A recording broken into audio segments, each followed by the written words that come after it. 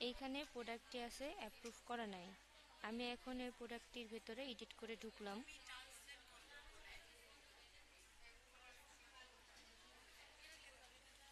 এখানে হচ্ছে vendor upload করেছে প্রোডাক্ট, এটা আমাকে এখন ঠিক করতে হবে। আমরা এই শর্ট ডিসক্রিপশনে কোনো ডিসক্রিপশন দিই না, এটা হচ্ছে প্যানেলে একদম শো করে তাই। এই ডিসক্রিপশনটাকে এখন একটু ঠিকঠাক করতে হবে, তাই আমি এখন এটাকে নোটে নিয়ে নিচ্ছি।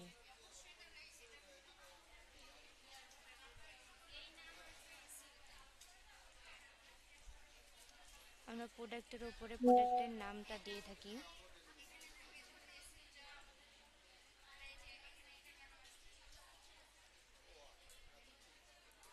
কালার এখানে আছে হচ্ছে চকলেট কালার।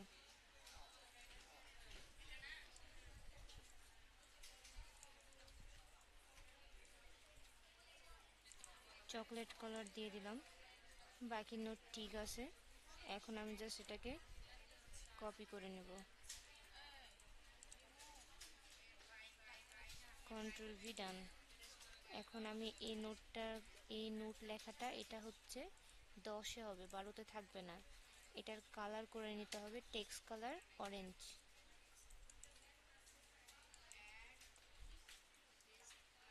এই নোটের এই লেখাটা জাস্ট একটু হাইলাইট হবে, তাই এটা ঠিক করে নিলাম। বাকি আমার সব কিছুই ঠিক আছে। এখানে যে ব্যাগের জায়গা দেওয়া লাগবে, কিছু হচ্ছে প্রোডাক্ট ট্যাগ দেওয়া লাগবে, যেটাতে কাস্টমার খুব ইজিলি প্যানেলে সার্চ দিলে যেন খুঁজতে পারে।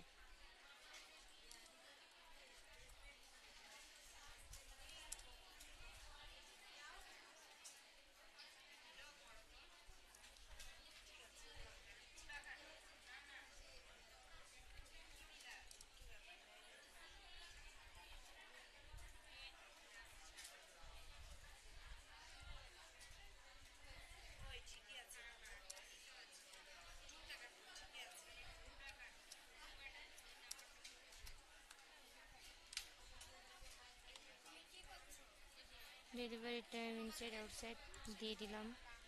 প্রাইসটা একটু দেখলাম, ঠিক আছে। এইখানে গিয়ে এগুলো সব কিছু ফিল আপ করতে হবে,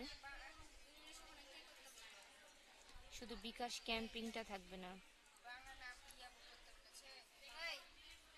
এখন গিয়ে হচ্ছে এটা হচ্ছে সেলার পারসন হচ্ছে রিয়াদ স্যার, তাই আমি রিয়াদ স্যার দিয়ে দিলাম।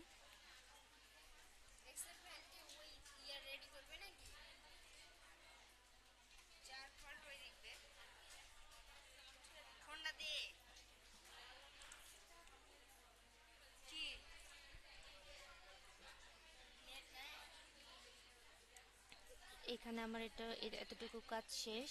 আমি এখানে গিয়ে জাস্ট এসিওতে যাব। এসিওতে গিয়ে এটা ঠিক করে দিলাম। এখানে এখানে গিয়ে বাই দেওয়া লাগবে, কন্ট্রোল ভি।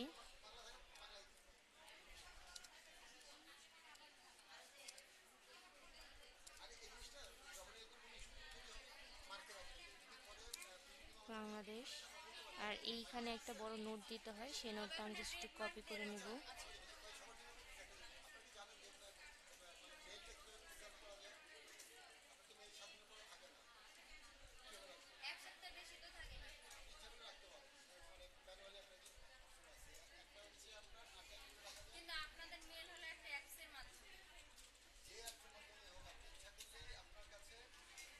এই লেখাটাকে নিয়ে এসে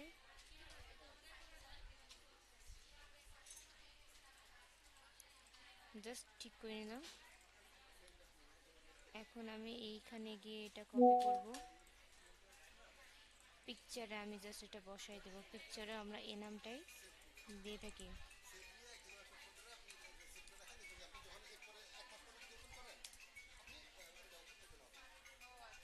সেভ দিয়ে দিলাম।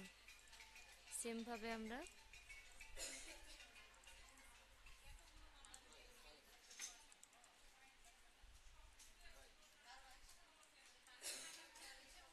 এটাও আপডেট করে দেব।